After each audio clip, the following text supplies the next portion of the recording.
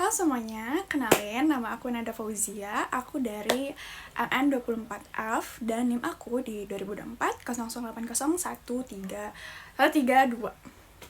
Nah, di sini aku bakal ngejelasin ulang apa sih yang aku tangkap dari manajemen strategik kurang lebih di 16 pertemuan. Jadi di sini saya dibantu dengan PowerPoint yang saya buat. Ini sumbernya dari materi dosen, lecture note maksudnya, PowerPoint dan juga isi tugas yang dosen bagikan dan mahasiswa isi.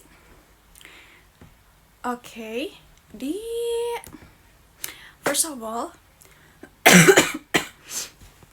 maaf jika saya batuk karena saya sedang kurang sehat. First of all, kita bahas soal budaya organisasi. Budaya organisasi itu gampang ya. Itu tuh nilai atau norma atau kebiasaan yang jadi pedoman di sebuah organisasi dalam bekerja. Jadi dengan adanya budaya yang baik, teamwork yang solid misalnya, lalu komunikasi yang efektif, perusahaan akan lebih mudah mencapai visi dan misinya. Lalu di sesi 2 kita berkaitan dengan karakteristik. Jadi di karakteristik of organizational culture, menurut beberapa ahli, saya mengutip, budaya organisasi itu dapat dilihat dari adanya nilai, aturan, pola komunikasi, dan dukungan manajemen sehingga work ethic. Jadi semua karakteristik ini membantu menciptakan lingkungan yang kerja yang positif dan membuat setiap anggota memiliki tujuan yang sama. Salah satu yang saya kutip adalah dari Lutyens. Menurut Lutyens, keteraturan perilaku, norma, nilai, dominan, filosofi perusahaan, aturan kerja, dan iklim organisasi yang membentuk budaya. Lalu menurut Manan sendiri, budaya dipelajari dan ditanamkan berbasis norma, memenuhi kebutuhan anggota yang bersifat integratif, konsisten, dan adaptif terhadap perubahan. Nah, perubahan sendiri ini menarik teman-teman. Dari karakteristik kita ada di culture change atau perubahan budaya. Jadi di budaya organisasi itu tidak statis. Tidak statis itu artinya berubah-ubah. Artinya budaya organisasi itu harus terus bisa adaptasi dengan perubahan. Nah, perubahan ini bisa berasal dari internal ataupun external factor. Jadi di sini leadership memiliki peran penting banget. Jadi kayak sebagai role model gitu, sekaligus penggerak perubahan agar organisasi ini bisa berkembang. Lalu, corporate strategy. After understanding organizational culture, kita masuk ke corporate strategy.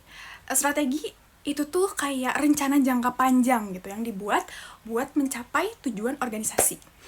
Bentuknya bisa rupa-rupa gitu, kayak expansion, atau diversification, atau misalnya product development, lalu juga strategic partnership. Namun, strategi hanya akan berhasil jika dipahami sama seluruh anggota organisasinya. Lalu, berkaitan juga dengan sesi selanjutnya, yaitu marketing strategi. Nah, yang menarik di manajemen strategi, kita juga belajar soal marketing strategi. Gak cuman di consumer behavior. Jadi selanjutnya, marketing strategi itu ada 4 langkah utama. Market segmentation yang kita tahu ya, targeting, terus diferensiasi, dan positioning. Itu tuh menerapkan langkah-langkah tersebut. Jadi perusahaan tuh dapat memenuhi kebutuhan pasar tuh apa aja. Dan bedanya sama pesaingnya tuh apa. Lalu, dan gimana sih caranya meningkatkan daya saing yang ada di pasar. Sekarang masuk ke sesi sebelum UTS. Itu last but not least, tujuan dari marketing strategi ini meningkatkan koordinasi tim, terus membantu decision making, lalu mengevaluasi kinerja, serta membuat perusahaan lebih adaptif sama perubahan pasar tuh apa aja. Contohnya tuh penerapannya bisa melalui strategi partnership, lalu collaboration with influencer misalnya, lalu mempertahankan loyal customer tentu saja, dan hal-hal yang tadi itu tuh melalui pelayanan yang berkualitas.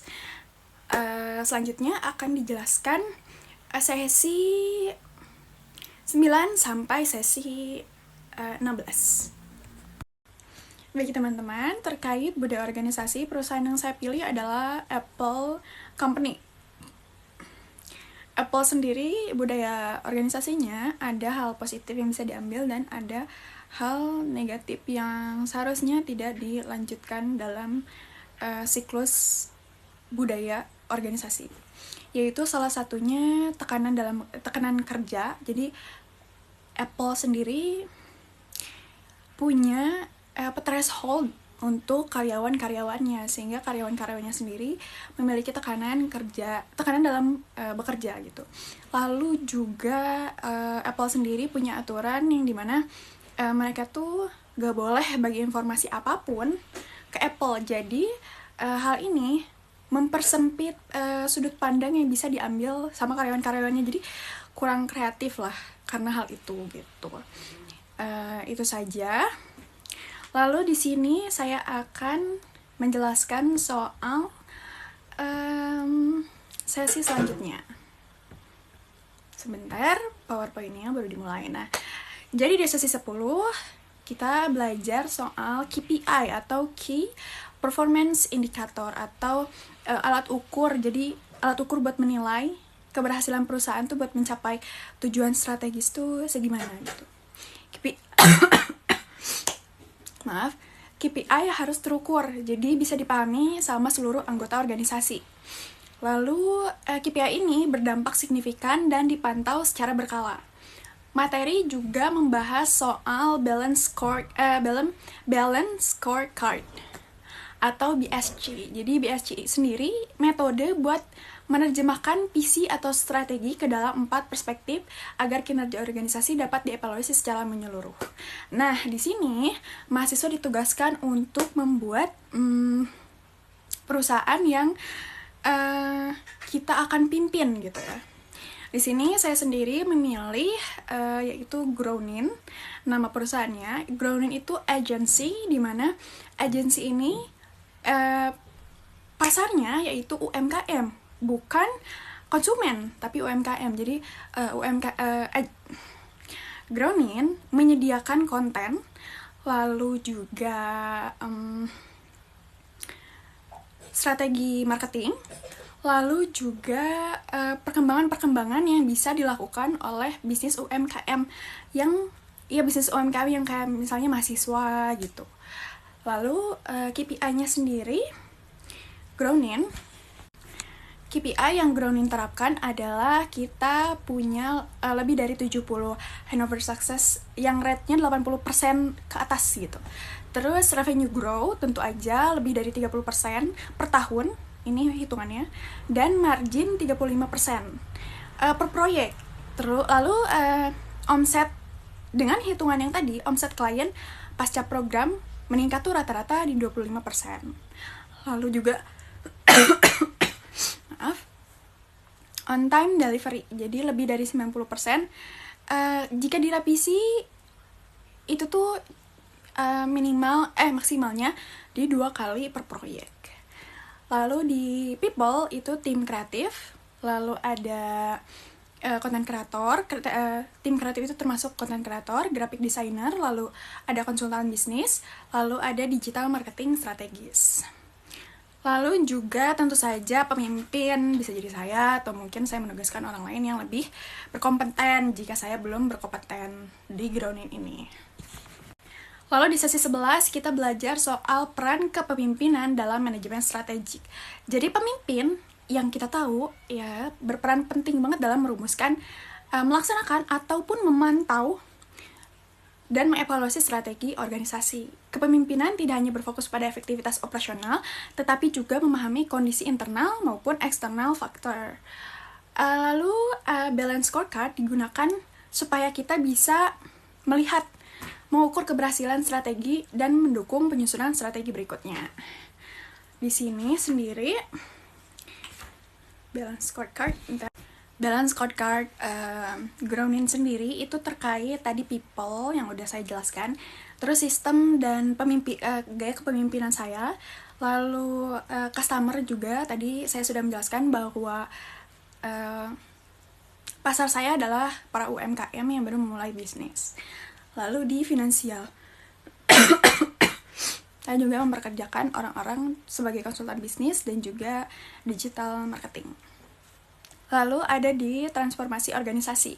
Jadi transformasi organisasi itu tuh perubahan menyeluruh ke sistem, terus struktur sumber daya manusia, lalu juga tentu aja budaya ya. Meningkatkan efektivitas organisasi dan keberhasilannya perlu pakai visi yang jelas, kepemimpinan yang kuat, dan budaya yang mendukung, serta 8 langkah utama seperti membangun urgensi, melibatkan pemangku kepentingan, yaitu bisa jadi pemegang saham, lalu menghilangkan hambatan, dan meningkatkan potensi pemimpin. Di Grounded sendiri, visinya adalah menjadi mitra terpercaya dalam perjalanan digital UMKM Indonesia, masuk bersama, tumbuh bersama, lalu menyerahkan kembali setelah UMKM tersebut berkembang pesat. Lalu di sesi ke-13 yaitu strategi dan eksekusi. Strategi yang baik harus diikuti dengan eksekusi yang efektif agar tujuan perusahaan tercapai. 5 tindakan meliputi berkomitmen pada identitas perusahaan, jadi identitasnya apa? Lalu mekomunikasikan strategi secara konsisten, membangun budaya yang mendukung, mengelola biaya secara efisien, dan terus berinovasi dengan membentuk masa depan yang masa depan perusahaan. Tugasnya sendiri yaitu tentang masa kini, esok, dan yang akan datang. Jadi grounding sendiri di masa kininya ya belum ada gitu kan. Jadi sekarang tuh mungkin saya akan membangun identitas digital. Lalu saya akan mencari referensi konten, branding yang makin ketat. Lalu literasi digital pelaku UMKM yang kayak masih rendah, saya tingkatin. Lalu di esoknya, tren dan peluang. Jadi mulai tuh pertumbuhan UMKM digital, e-commerce lokal, lalu meningkatkan kebutuhan konten, video kan tadi udah ada referensinya. Lalu kolaborasi dengan komunitas, bisa jadi sama influencer ataupun misalnya sama agensi lain. Lalu juga di tujuan esok itu meningkatkan pendapatan dan profitabilitas tentu saja, dan layanannya memperluas jaringan klien dan mitra. Di masa depannya yang ada di 3-10 tahun, itu saya harap ada dampak nasional dan berkelanjutan, lalu ekosistem digital UMKM yang makin mandiri dan berdaya, dan platform Grounding sebagai penghubung pertumbuhan bisnis. Lalu tujuannya, itu strategisnya sendiri, itu diversifikasi ke pelatihan marketplace, konten dan pelayanan riset pada UMKM, dan juga menjadi top of mind agensi pemberdayaan UMKM. Cukup sekian dari yang saya bisa jelaskan dari 16 sesi ini. Walaupun di sini ada yang kurang karena sesi 14 sendiri itu mereview hal ini yang saya jelaskan ini. Cukup sekian dan terima kasih.